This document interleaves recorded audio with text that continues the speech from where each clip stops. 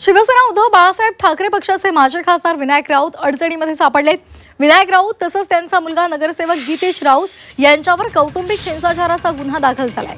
धक्कादायक म्हणजे सून गिरिजा यांनी ठाण्याच्या कापूरबावडी पोलीस ठाण्यामध्ये या संदर्भात तक्रार दिली आहे। राऊत कुटुंबानं शारीरिक, मानसिक आणि भावनिक छळ केल्याचं गिरिजा यांनी सांगितलेलं आहे। पोलीस तक्रारीमध्ये तसं नमूद आहे।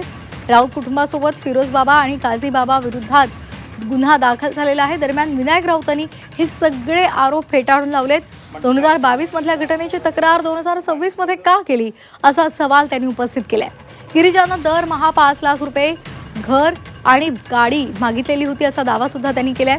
गिरिजा विरोधात आपण कोर्टात जाणार असल्याचंही त्यांनी सांगितलंय।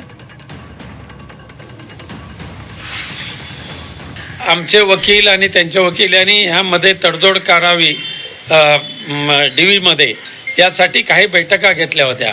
पहिल्या बैठकीमध्ये तिने 5 करोड रुपये मागितले आणि 3 रूमचा घर मागितलं, 3 रूम किचन फ्लॅट, त्याचबरोबर ॲटोमॅटिक गाडी मागितली आणि तो फ्लॅटसुद्धा विथ टेरेस फ्लॅट असायला पाहिजे अशा पद्धतीची मागणी केली।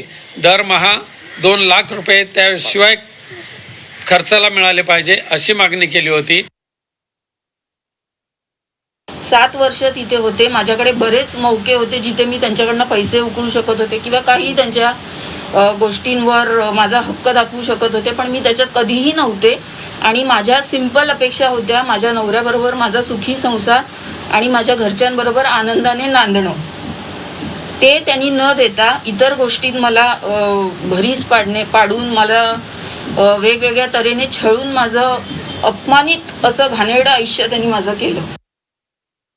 टेरेस फ्लॅट मागितला, इतके पैशांची डिमांड केली आणि 12 कोटी मागितले। त्यांनी पहिलं हे उत्तर द्यावं की 3 वर्षांपासून आम्ही त्यांच्याकडे मीटिंगसाठी वेळ मागत होतो। त्यांना स्वतःचा मुलगा काय करतोय हे सुद्धा माहीत नसलेल्या वडिलांनी निदान असे आरोप एखाद्या मुलीवर करू नयेत। त्यांच्या पदरात सुद्धा आज एक मुलगी आहे। त्यांनी हे सगळं धादांत खोटं सांगितलेलं आहे की आम्ही अशी डिमांड केली होती। आम्ही त्यांच्याकडे ती माहेरी आल्यापासून सतत कॉम्प्रोमाइजसाठी किंवा हे लग्न टिकावं म्हणून कितीतरी मीटिंग्स घेतल्या। त्या मीटिंग्सला एक तर ते म्हणायचे मी आजची वेळ द्यायचे आणि ते 4-5 दिवसानंतर ती वेळ आणायचे। 3-4 महिन्यानंतर एखादी वेळ मिळायची। 18 ते 2022 पर्यंत माझ्यावर अशा पद्धतीची अघोरी कृत्य केली जात होती आणि त्यामध्ये त्या तक्रारीमध्ये हेही लिहिलेलं आहे की ह्या बाबाबुवांकडे जाताना मी माझ्या आईवडिलांना सुद्धा घेऊन जायचं। मग आईवडील जर तिच्याबरोबर होते आणि 2018 आणि 22 ह्या कालावधीमध्ये जर असे प्रकार होत होते तर ताबडतोब त्यांनी तक्रार का केली नाही? त्याला कोणी अडवलं होतं? त्यांच्यावर कोणी बंधन घातलं होतं? सर्वप्रथम पॉलिटिकल बॅकग्राऊंड असल्यामुळे, एक सबळ फॅमिली असल्यामुळे आणि मला मेनली गीतेश बरोबर चांगला संसार करण्यासाठी म्हणून आम्ही कधीच कुठलीच तक्रार केली नव्हती।